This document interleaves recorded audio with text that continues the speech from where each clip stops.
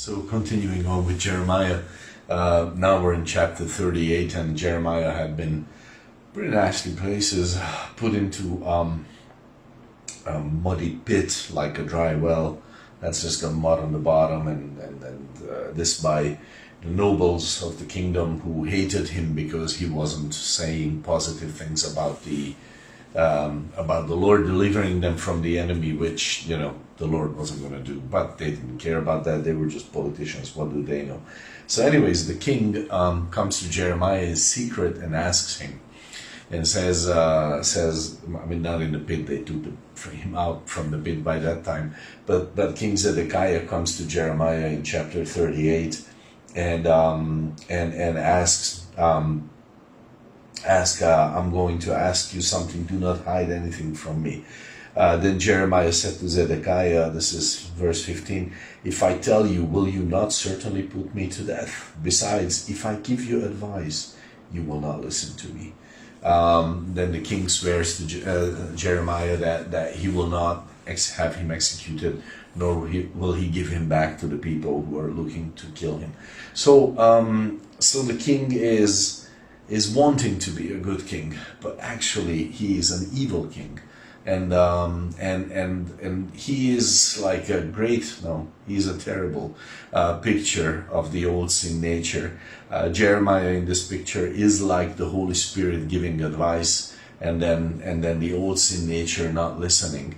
So this is so interesting, because Jeremiah here says very clearly, if I tell you, will you not certainly put me to death? If I tell you, will you not definitely just, and if I, besides, if I give you advice, you will not listen to me. Jeremiah knew this, because whatever he said to the king just kept doing the opposite, and eventually this made him an evil king, a destructive king, a king who destroyed his kingdom, a king who caused the death of his own children.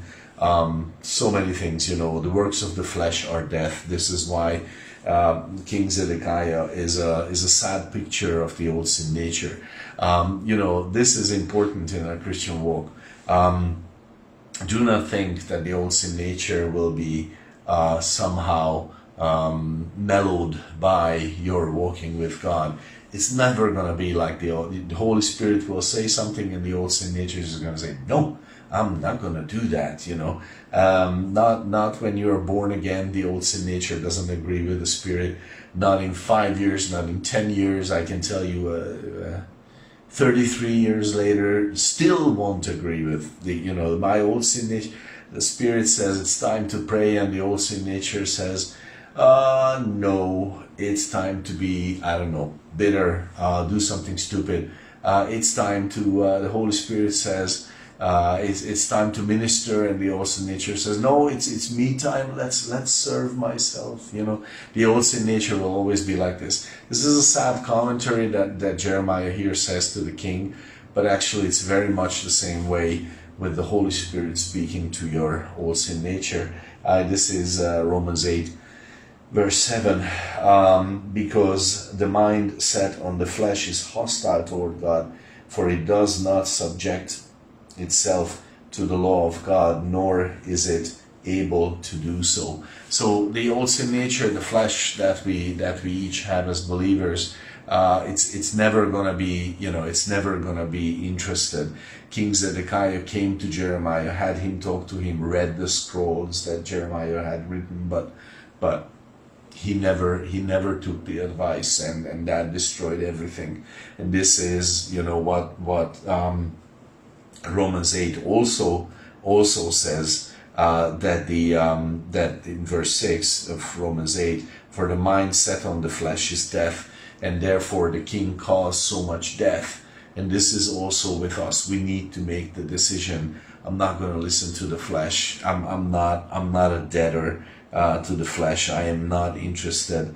The flesh is not, the old sin nature is not going to control my life.